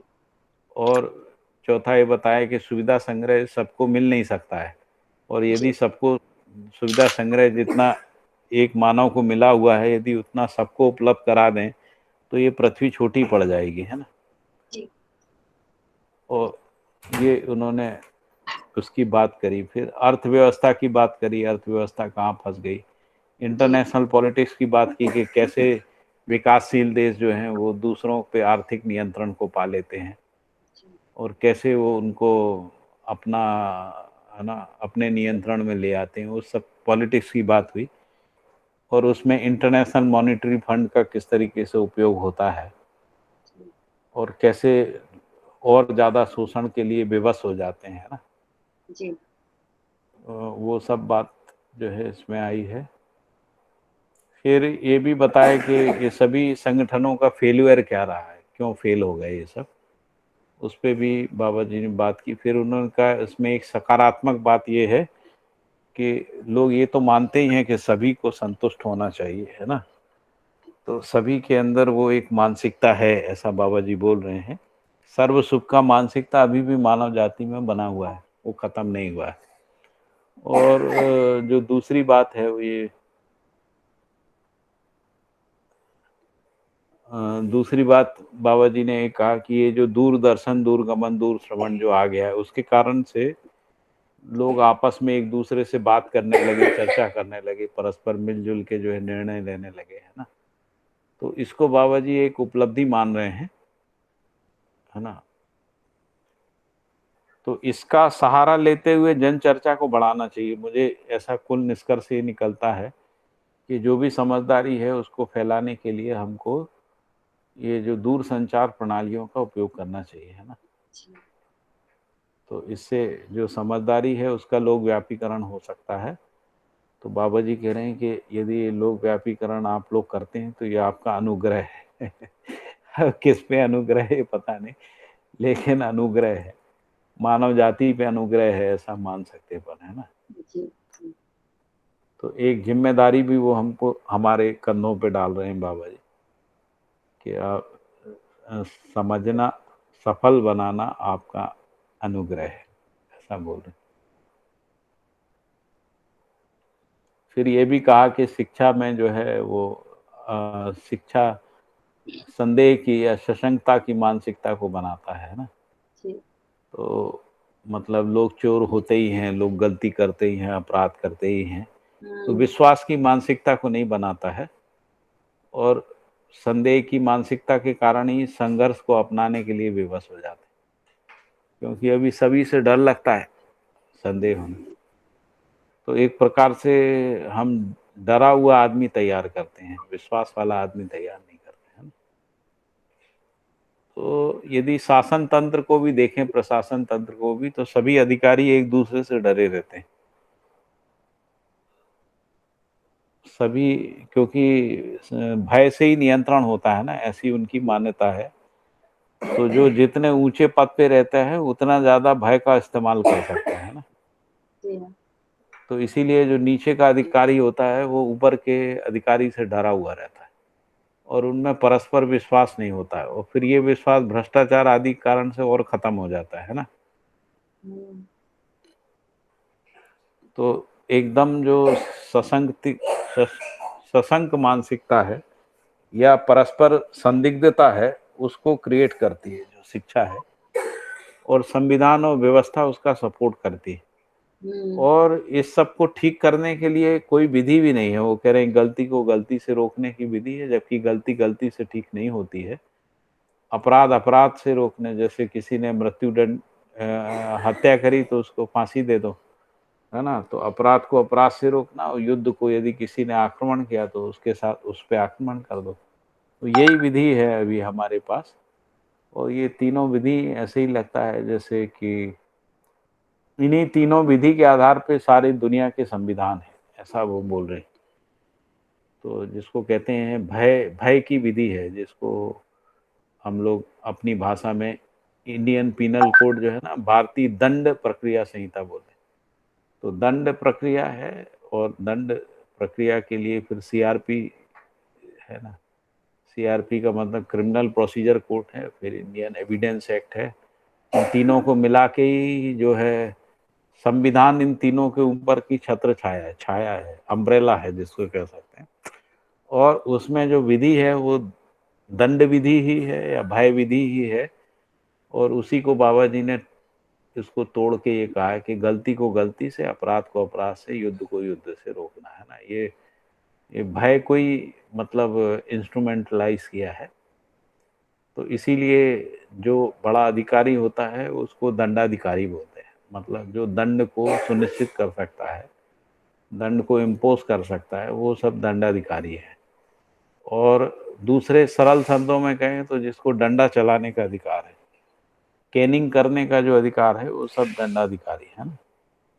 क्योंकि डंडे से जानवर नियंत्रित होते हैं, तो डंडे से आदमी भी नियंत्रित हो सकता है, ये मानसिकता से हमारे संविधान बने हुए हैं। तो इसीलिए बाबा जी कह रहे हैं कि ये सफल नहीं होते हैं ना, और संघर्ष को जन्म देते हैं। ठीक है, और बताइए कुछ आपको। मैंने अपनी मेमोरी के आधार पे थोड़ा सा समराइज किया।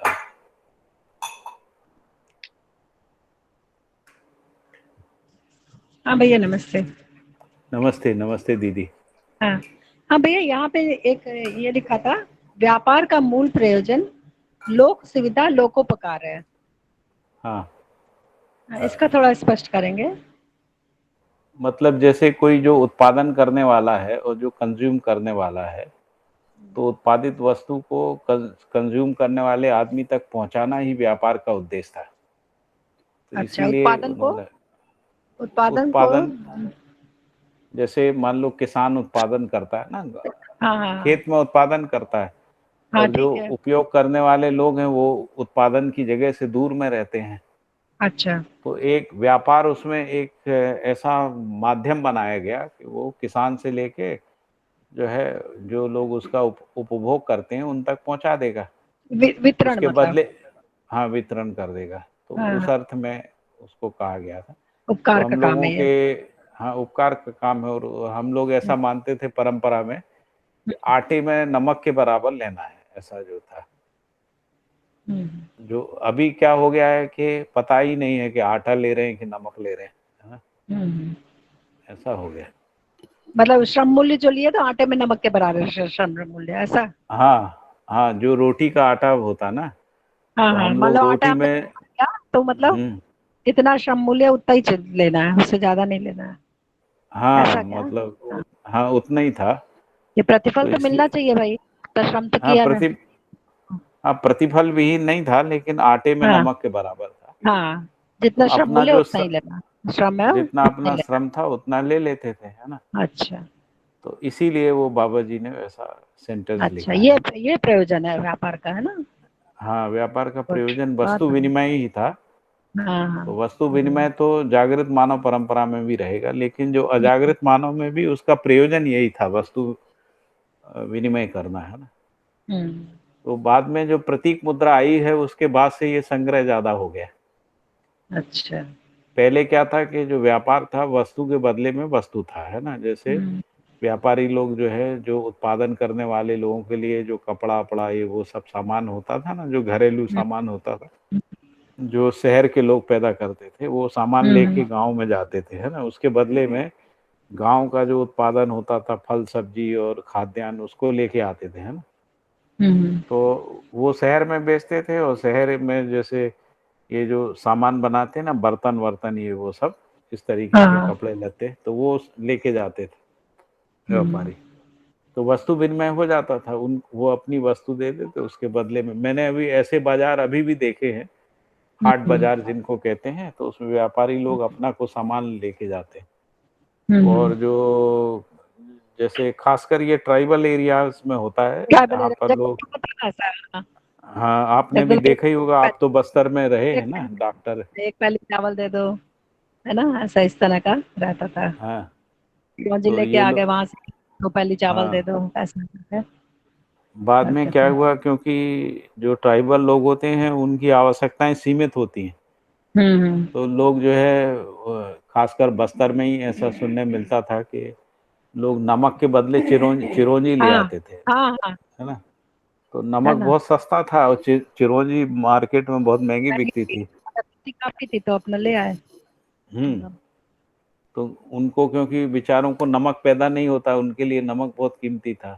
तो इस हाँ। तरीके से जिसको अपन कह रहे हैं कि आटे में नमक की जगह नमक ही बे हो गया। मतलब इतना हम्म, प्रॉफिट लोगों ने कमाया, जो उत्पादित, हम्म, धीरे धीरे किसानों के शोषण का तंत्र विकसित हो गया, कि हम्म, जो किसान बेचारा उत्पादन करके मंडियों के चक्कर काटता है, और मंडियों में जो दलाल लोग हैं वो मनमानी कीमत पे जो है माल खरीदते हैं, और नहीं हम्म, खरीदेंगे तो आपका माल खराब हो जाएगा, सड़ जाएगा, है ना। क्योंकि तो कोल्ड स्टोरेज आने से थोड़ा सा रुका है, लेकिन कोल्ड स्टोरेज और ठेकेदारों के बीच में भी ये सब सांठ गांठ हो जाती है ना।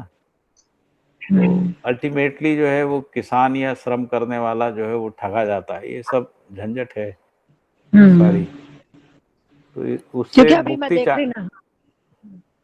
हाँ बोलिए। बोलिए, आप बोलिए ना। नहीं, मैं ये बोल रही थी, मतलब जैसे यहाँ पे रेट में देख रही हूँ सब्जियों के या हम्म सामानों के, है ना। शक्कर वहाँ दिल्ली में 55 रुपीज के जी, यहाँ पे 39 kg, जबकि शक्कर ही हाँ शक्कर है, ऐसा भी कुछ नहीं, मगर यहाँ पे हम्म है, क्या करोगे। वही, तो ये सब नक्शे से है, और आदमी ऐसा चाहता नहीं है जीना। हम्म, जैसे जीने के लिए वो मजबूर हो गया, बेबस हो गया है ना। हम्म, तो ये जो मजबूरी में जीना, जैसा हम चाहते नहीं है वैसा जीना, है ना। जैसे बाबा जी ने कहा, हर व्यक्ति संतुष्ट होना चाहता है, हम्म, लेकिन संतुष्टि के साथ जी नहीं पा रहा है। तो ये हम्म, अंतर विरोध विरोध बनता है ना।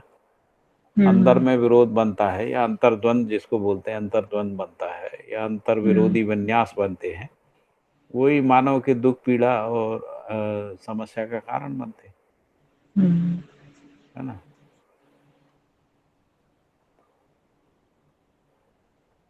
अच्छा, एक लाइन और है शुरू में ही, शिक्षा जी। संस्कार सहज वस्तु पद्धतियों का निर्धारण, निष्कर्ष उसकी सार्वभौमता सार्थकताओं के अर्थ में देखने को नहीं मिली। तो वस्तु पद्धति मतलब जो स्टेशनरी वगैरह लगती है उसके बारे में बोल रहे हैं। शिक्षा नहीं नहीं, संस्कार सहज, शिक्षा हाँ, शिक्षा की वस्तु की बात कर, अच्छा एजुकेशन शिक्षा के कंटेंट, वस्तु में, अच्छा एजुकेशन कंटेंट और उसकी प्रणाली कंटेंट, अच्छा उसका और निर्धारण, उसका सिस्टम, है ना, निर्धारण, जिसको निष्कर्ष, एजुकेशन शिक्षा प्रणाली जिसको बोलते हैं, शिक्षा प्रणाली अच्छा, और शिक्षा वस्तु, है ना, हाँ शिक्षा प्रणाली और शिक्षा वस्तु हाँ, की बात निर्धारण निष्कर्ष जी। उसकी सार्वभौमता सार्थकताओं के अर्थ में देखने को नहीं मिली। अच्छा, हाँ, बस पद्धति तो से मुझे लगा। जो शिक्षा के जो निष्कर्ष हैं हम्म, उसकी बात कर रहे हैं कि उसमें कोई सार्वभौमिकता पहचानने में नहीं है और हम्म, जिससे जन कल्याण हो वो भी नहीं आ रहा है ना, शिक्षा से। ठीक है। कौन सा पैराग्राफ था ये, एक बार फिर से पढ़िए, क्या लिखा था। यही वाला फर्स्ट है, शुरू में ही है भैया, एकदम शुरू में। पेज नंबर अरे 19 है भैया, जहाँ हैं? पे नई बुक में 2 नंबर पे है, खास और नई 3 बुक है ना, पुरानी वाली में कौन सा पेज है? 19 नंबर है। अच्छा 19 नंबर है। ये शुरू में ही है, भारत जन्मत क्यों लिखा ना उसके नीचे वाले पैराग्राफ में। हाँ हाँ इन हाँ। सब स्थितियों में निष्कर्ष यही निकलता है कि भय, प्रलोभन, आस्था और संघर्षों से गुजरते हुए मानव परंपरा का रास्ता, राज्य और राजनीतिक, धर्म और धर्मनैतिक, अर्थ और अर्थनैतिक, शिक्षा संस्कार सहज वस्तुओं पद्धतियों का निर्धारण, निष्कर्ष उसकी सार्वभौमता सार्थकताओं के अर्थ में देखने को नहीं मिली। वो यही है जिसको एजुकेशन कंटेंट बोल रहे हैं, शिक्षा, शिक्षा संस्कार और संस्कार यानी उसके आधार पे एक सार्वभौमिक आचरण जो है वो भी नहीं निकल के आया है, ऐसा बोल रहे हैं। ठीक है।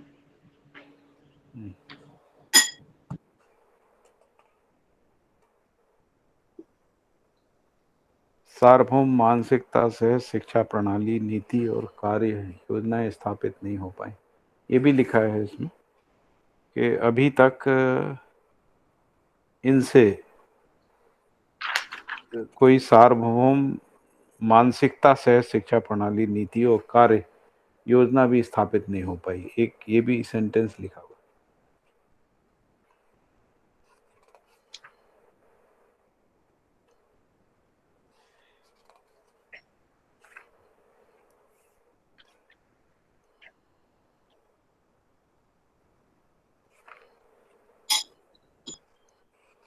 और कुछ बात?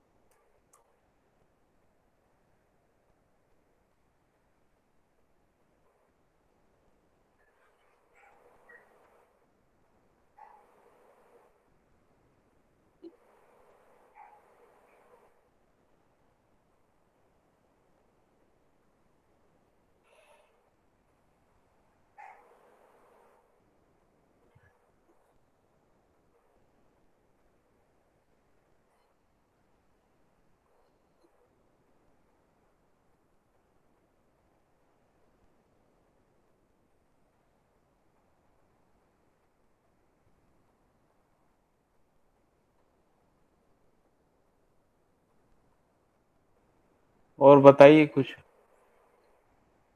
बाकी कोई?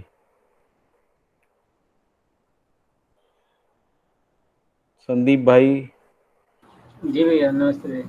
कुछ कोई मुद्दा ऐसा हो जिस पे चर्चा कर? आवाज आ रही है भैया? आ रही है, बहुत बिल्कुल साफ आ रही है। भैया एक मुद्दा है जो इस अभी जनवाद से हटके है, पूछ सकता हूँ? पूछिए पूछिए। जैसे मानव जो है वो शरीर और जीवन का संयुक्त रूप है। इसमें शरीर का रूप गुण स्वभाव धर्म है, उसी तरह जीवन का रूप गुण स्वभाव धर्म है। तो जीवन का रूप गुण किसको मानेंगे? स्वभाव धर्म तो समझ में आता है कि सुख धर्मी है, हाँ, और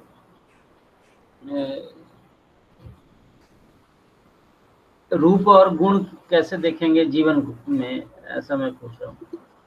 तो जीवन में जो जागृति अजागृति उस रूप में गुण रहेगा, जी जिसको अपन विकास और ह्रास भी बोल रहे हैं ना, जी उस रूप में गुण है। सम गुण और विषम गुण भी बोल रहे हैं ना जिसको। जी। और रूप कैसे मानेंगे? और रूप जो है, जो जीवन रूप है, जीवन रूप का मतलब गठनपूर्ण परमाणु का जो रूप है वैसे ही है। परमाणु का जो जैसा रूप होता है वैसा है, लेकिन जब वो शरीर में रहता है तो शरीर के आकार में गतिशील रहता है, इसलिए वो पुंजाकार हो जाता है। जी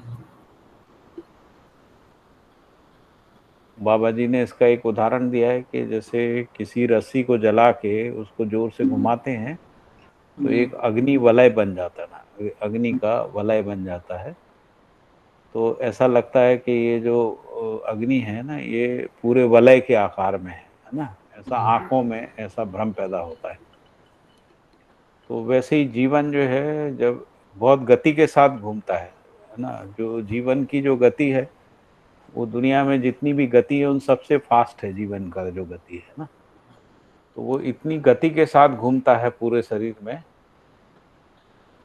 तो उसके कारण से वो पुंजाकार दिखने लगता है, ऐसा आ जाता है। तो इसलिए उसका जो रूप है वो पुंजाकार बोला है। वैसे मूल जो रूप है वो तो एक अति सूक्ष्म परमाणु के रूप में ही है।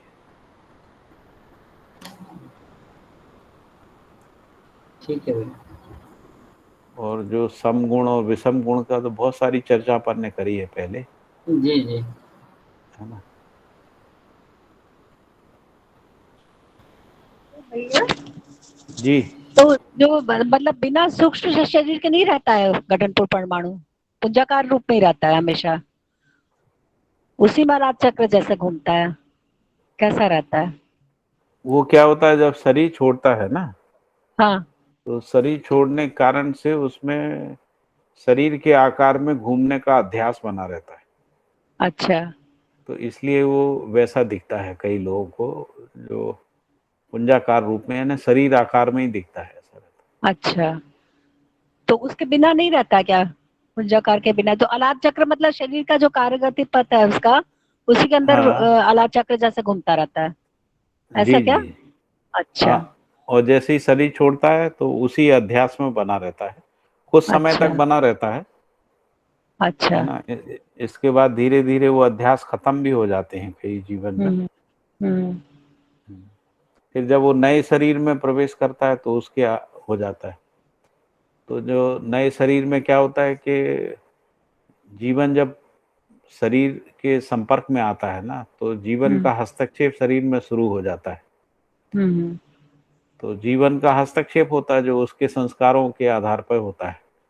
हाँ तो इसीलिए माँ के गर्भ में जीवन एक समय के बाद ही जाता है। क्यों जाता है? क्योंकि यदि वो रासायनिक क्रिया के शुरू में ही आ जाएगा तो हम्म। रासायनिक क्रिया में हस्तक्षेप होगा। नहीं, और वो तो मेधस भी संपन्न नहीं रहता ना, तो पूर्ण मेधस संपन्न हाँ, होगा तब जाएगा ना। तो मेधस भी नहीं बनता है, तो मेधस के हम्म, कारण से वो व्यक्त भी नहीं हो सकता है। दोनों बातें। हाँ हाँ हाँ। पहली बात तो ये है कि जीवन का हस्तक्षेप शुरू हो जाता है जैसे ही वो शरीर में जाता है, हम्म तो जीवन का दबाव भी बनता है। हम्म। तो एक उम्र के बाद जब जीवन प्रवेश करता है ना, तो उसके जीवन के दबाव बस फिर कुछ अंगों का विकास होता है। जीवन के दबाववश शरीर के कुछ अंग अवयवों का, है ना, जीवन की अनुकूलता में विकास होता है। मतलब गर्भस्थ शिशु के? शरीर के। गर्भस्थ शिशु की बात कर रहे हैं, गर्भस्थ हाँ शिशु हाँ के हाँ हाँ हाँ गर्भस्थ शिशु में एक हिस्सा हाँ है जब वो रासायनिक क्रिया हो रही है, जीवन हाँ, नहीं है ठीक ना। है। हाँ ठीक है, जीवन नहीं है अभी। हाँ। तो यदि वो रासायनिक क्रिया में कोई चीजें विकसित नहीं हुई है और जीवन आ गया हम्म है ना, यानी समय से पहले यदि जीवन में प्रवेश कर गया तो फिर वो हम्म, शिशु जो है उसका डेथ हो सकता है, यानी वो जो भ्रूण है हाँ वो हाँ, उसकी मृत्यु हो सकती है, क्योंकि वो झेल नहीं पाएगा ना उसको, झेल नहीं पाएगा, उसकी गति जीवन नहीं के झेल प्रभाव। पाएगा। हाँ, और यदि मान लीजिए जीवन लेट आया है ना, मान लो किसी हाँ कारणवश यदि जीवन, तो रासायनिक क्रिया तो अपनी गति से चलती रहेगी, हाँ हाँ तो हाँ। अंगों में डिफॉर्मेशन आ जाता है और अच्छा। वो जो है ना अंग विकसित नहीं हो पाते हैं, जो जीवन हम्म को अभिव्यक्त करने के लिए जिन अंगों का आवश्यकता है ना, तो हम्म, ब्रेन जो है वो अविकसित रह जाता है यदि लेट आया अच्छा। तो इसलिए जीवन एक निश्चित अवधि में ही पहुंचता है, ये नियति हाँ, सहज विधि से होता है। तो हम्म जीवन और शरीर के योगफल में ही शरीर का जो बाकी डेवलपमेंट होता है, हम्म जीवन और शरीर के योगफल में, और हम्म आधा क्रिया जो है वो जीवन के बिना होता है, क्योंकि जैसे ही हम्म जीवन शरीर में आ जाता है ना तो शरीर में हम्म हस्तक्षेप शुरू हो जाता है जीवन का। हम्म, ये इतना हस्तक्षेप होता है, आप ऐसा समझ लीजिए, मैंने ऐसी घटनाएं देखी हैं कि यदि उसको पिछले जन्म में किसी ने तलवार से मारा है कहीं पे, चाकू से या हम्म गोली मारी है ना, हम्म, तो अगला जो शरीर रचना बनती है उसमें उस जगह पे जहाँ से गोली आर पार गई है वहां पे निशान रहता है गोली मारने का, गोली का हम्म, मतलब जो मांस रचनाएं होती है ना उसमें उन अध्यासों के आधार पे वो निर्देशित हो जाती है ना, अच्छा अच्छा। तो वो चिन्ह चिन्ह बने रहते हैं उसमें, वो हम्म चिन्ह जो है दिख जाते हैं, बहुत सारे लोगों में होता है। हम्म तो ये अध्यास की जो रेखाएं होती हैं जीवन की, उनका प्रभाव शरीर रचना के ऊपर पड़ता है। तो बाबा जी ने कहा भी है कि जो है ना जीवन के निर्देश पर, है ना, जिसको कह रहे हैं कि संकेत ग्रहण के आधार पे जो है निर्देश पर क्रियाएं होती मानव शरीर, इसीलिए जब जीवन नहीं रहता है तो शरीर जो है ना वो डेड हो जाता है, फिर कोई क्रिया नहीं चलता, ना इंद्री का क्रिया भी नहीं चलता है। हम्म, ऐसा ठीक है। भैया जो मानव का वर्तमान शरीर का आकार है वो जीवन अभिव्यक्त होने के लिए ऐसा बन गया है स्वयं स्फूर्त विधि से, ऐसा कह सकते हैं, या जीवन के हस्तक्षेप से ऐसा बना है? तो हर जीवन में एक गति बनी रहती है, उस गति के कारण से एक आलात चक्र बनता है, वो कई प्रकार के आलात चक्र होते हैं। आह्लाद और चक्र। आलात चक्र जिसको अभी बता रहे थे ना कि वो जिस आकार के शरीर में घूमता है जी तो उसी हो जाता है। दूसरा क्या है कि जो जीवन जैसे ही अणुबंधन से मुक्त होता है ना, जी तो अणुबंधन से मुक्त होते ही साथ उसमें एक गति चक्र गति हो, क्योंकि वो स्वतंत्र हो गया ना, तो जी वो एक गति, एक आकार में गति करने लगता है, एक आकार में गति, तो वो जिस आकार में गति करता है उसी तरीके के जीव शरीर में प्रवेश कर जाता है।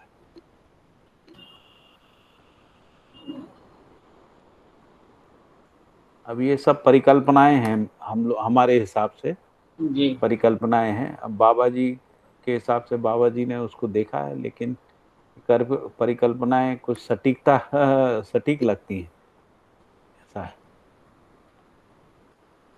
मतलब कल से मैं तो एक जो विचार। जीव, इतने सारे जीव जानवरों के जो शरीर के आकार का जो भेद है ना, जी तो वो भेद का कारण ही ये है कि जीवन के जो गतिपथ होते हैं ना, जो अपना जी आला चक्र होता है वो अलग अलग आकारों का रहता है, ओके तो वो रहता है। फिर जैसे मान लो हाथी का शरीर है, तो हाथी के शरीर में हाथी का शरीर अलग प्रकार का है, तो उस आला चक्र के साथ वो घूमता रहता है, तो वो फिर हाथी के घर में ही जाता है, ज्यादातर हाथी जी के घर में ही जाता है। फिर जब जीवन में कोई जागृति विशेष होती तब वो हाथी के शरीर से जीवन मानव शरीर में आता है।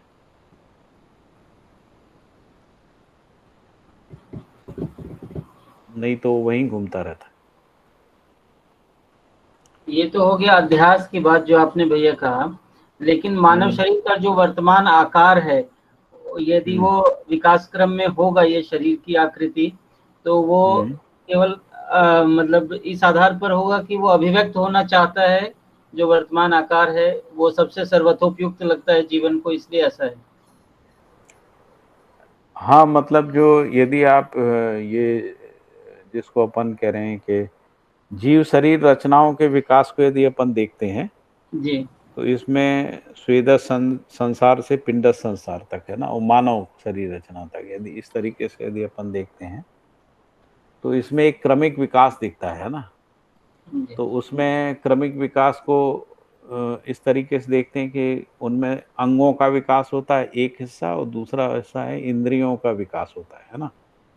तो इसलिए स्वेदस संसार से यदि देखें तो एक इंद्रिय जीव भी मिलते हैं ना, एक इंद्रिय जीव, दो इंद्रिय जीव, तीन इंद्रिय जीव, चार इंद्रिय जीव, ऐसे मिलते हैं ना अलग जी अलग। वो पंच इंद्रिय में मानव है ना, और कुछ जीव संसार के कुछ जीवन है जो शरीर हैं जो पंच इंद्रियों से संपन्न। स्वेदस संसार में ज्यादातर एक इंद्रिय होता है ना, स्पर्श इंद्रिय मूल रूप से काम करती है उनमें, और फिर कुछ में दो इंद्रिय हो जाती हैं, मतलब उनमें देखने की क्रिया हो जाती है और स्पर्श इंद्रिय रहती है।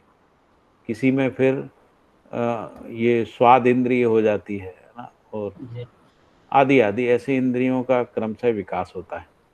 तो ये मेरी क्या है, देखने वाली क्रिया सबसे लास्ट में हाँ, आती है ना। लास्ट में भी आती है, कईयों में जल्दी भी आ जाती है। जैसे स्नेक में है, स्नेक में देखने की नहीं है ना, सुनने की नहीं बाकी चार इंद्रिय है, सुनने की नहीं है उनमें, देखने की तो है, सुनने की नहीं है। सुनने की। कान नहीं होते उनके। हम्म। तो जैसे लकड़ी उनके सामने घुमाओ तो वो लकड़ी को देख लेते हैं। हाँ हाँ, वो बीन को घूमता हुआ देखते हैं तो लोगों को लगता है हाँ, वो बीन घूमता है। हाँ, वो नहीं भ्रम है। नहीं, वो बीन हिलती रहती है ना, उसके हाँ, आधार पे हिलती होता है। हिलती उसी को समझते हैं। हाँ, या फिर उसका स्पर्श इंद्रिय ज्यादा सक्रिय रहता है, तो हाँ, जो ध्वनि तरंग पैदा होती हैं उससे भी वो पहचानता, ध्वनि तरंग से, ऐसा है। तो ये जो चींटी में मानते हैं, तीन इंद्रियां है ना। इंद्रियों का जो विकास है वो शरीर जीवन के दबाव में होता है। तो जो जीवन का दबाव का क्या मतलब है, तो एक एक जीवन का दबाव नहीं होता, मतलब ऐसा नहीं रहता कि एक जीवन किसी पे दबाव डाले। तो जैसे पूरी मानव जाति का एक एक मानव के ऊपर दबाव होता है ना, जी जैसे पूरी मानव जाति जो भी क्रियाकलाप करती है उसका दबाव एक परिवार के ऊपर आता है ना, जी और प्रकारांतर से एक व्यक्ति पे भी आता है ना। जी तो वैसे ही ये जो जीवन समुच्चय है, किसी भी एक धरती पे जो भी जीवन समुच्चय है, जी उसका सम्मिलित दबाव जो है वो भौतिक रासायनिक क्रियाकलाप के ऊपर पड़ता है। तो भौतिक रासायनिक क्रियाकलाप जो है वो जीवन को अभिव्यक्त और प्रमाणित करने के अर्थ में विकसित होता है। इसी का नाम सहअस्तित्व है, जिसको अपन सहअस्तित्व कह रहे हैं। और इसीलिए जीवन जो है जीवन और शरीर के संयुक्त रूप में अभिव्यक्त होता है। योगेश भाई ठीक है ना? हाँ भैया, बिल्कुल ठीक बात है भैया। संदीप भाई ये समझ में आ रहा है ना आपको? जी जी भैया, मतलब मैं कल से इस बात को सोच रहा था कि मानव का जो वर्तमान आकार है, आकृति है, ये अभिव्यक्ति संप्रेषणा या जो हाव भाव है वो सही तरह से कर सके, इसके लिए ऐसा आकार है और इसके पीछे जीवन का दबाव है। तो आपने अभी जो जीवन समुच्चय की बात कही और उसका प्रभाव परिवार या व्यक्ति पर पड़ता है, उस अर्थ में मानव का शरीर इस रूप में आ पाया है, मतलब आकृति में आ पाया है। हाँ, ऐसा रहता है। देखिए, जिस काल में यदि मानव जाति के इतिहास में देखोगे आप, जी तो मानव जाति के इतिहास में हीरोइज्म रहा है ना। जी तो जो भी लीडर होता है ना, जो भी बड़ा लीडर होता है, उसका जो शरीर जैसा रहता है, जैसे हमारे यहाँ के जो फिल्मों के हीरो रहते हैं ना, जी तो हीरो जैसा अपना शरीर का प्रदर्शन करते हैं, बाकी लोग भी वैसे ही कपड़े पहनते हैं, बाल कटा लेते हैं, ये कर लेते हैं, वो कर जी लेते जी हैं। कई बार फिर वो वैसे ही दिखने भी लगते हैं, है ना, जी ऐसे दिखने लगते हैं। तो ये जो जीवन में चित्रण बन जाते हैं ना, उन चित्रण के आधार पे भी शरीर के जो क्रियाकलाप हैं वो उन चित्रण के निर्देश को ग्रहण कर लेते हैं। जी तो खासकर जो गर्भवती महिलाएं होती हैं, यदि वो किसी चित्र को रखती हैं जी और जी वो चित्र का चित्रण उनके चित्त में बैठा रहता है, तो उनके शरीर में जो मानव रचना बनती है तो वो उस आकार में ढल जाती है ना। ऐसी बहुत सारी घटनाएं पढ़ने को मिली है ना। जी। जैसे माँ भी सुना रही थी, कल ये चर्चा मैंने किया, तो एक हाँ, लेडी थी, उसने बजरंगबली के सामने खूब आराधना की और वो जो संतान हुआ तो बच्चे का चेहरा भी थोड़ा सा बंदर जैसा मिलता बजरंग, जुलता। हाँ, बंदर जैसा हो गया, ऐसा रहता। तो ये रहता है कि कई ऐसे भी होते हैं और कई लोग ऐसे भी होते हैं जिनके शरीर पहले सामान्य होते हैं, वो हनुमान जी की साधना करते करते ओल्ड एज में बिल्कुल बंदर जैसे हो जाते हैं। मतलब वो अपने को इतना तादात्म्य कर लेते हैं ना, तो जी उनकी जो शरीर रचनाएं होती हैं वो हनुमान जी जैसी हो जाती, चेहरे की आकृति, भाव भंगिमाएं सब वैसी। इसीलिए लोग कृष्ण का फोटो ज्यादा पसंद करते हैं। कृष्ण थोड़ा खूबसूरत, छबीला जी ऐसा होता है ना, तो उसको जो गर्भवती महिलाएं होती हैं वो सब कृष्ण का फोटो लगाते हैं अपने कमरे में, ताकि उनकी संतान वैसी खूबसूरत हो सके।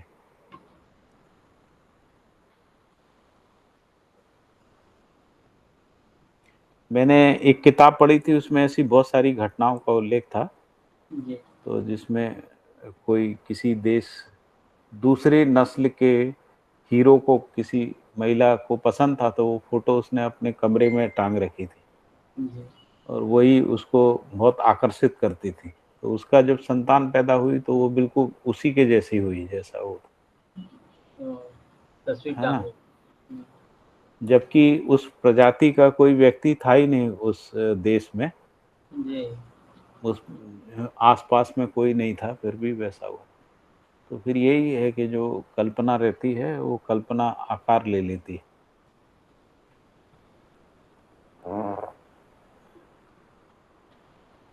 जैसे तुलसीदास जी ने एक जगह लिखा है ना, जाकी रही भावना जैसी प्रभु मूरत देखी तिन तैसी, है ना। तो जिसकी जैसी भावना रहती वैसी प्रभु की मूरत को गढ़ लेता भैया है चित्त। भैया, अदिति हंस हम्म। रही है। अदिति कह रही है कि हमारी बात कर रहे हैं क्या भैया? कौन सी बात, मैं समझा नहीं, क्या हो गया अरे अदिति? आप लोग थोड़े ऐसे नेपाली जैसे लगते हैं ना, इसलिए मैं और दीदी दोनों। नहीं नहीं और मम्मी ने ऐसे दो चिंकी बच्चों की फोटो भी लगा रखी थी। नहीं नहीं, आप दोनों का जो है ना, अदिति का खासकर, आपके पापा मम्मी के दोनों के फेस को मिला दें तो आपका फेस बन जाएगा, ऐसा है। अच्छा। आप देखिए ना, आप खुद ही करके देख लीजिए। आप आप जो है ना, पापा और मम्मी के फेस को कंप्यूटर में ले जाके सुपर इम्पोज करिए एक दूसरे पे, है ना, और थोड़ा सा हाँ। एडिट एडिट कर दीजिए तो आपका शेप बन जाएगा। जी भैया। ऐसा है। हाँ, ये सब बातें करने में बड़ा इंटरेस्ट है इनका।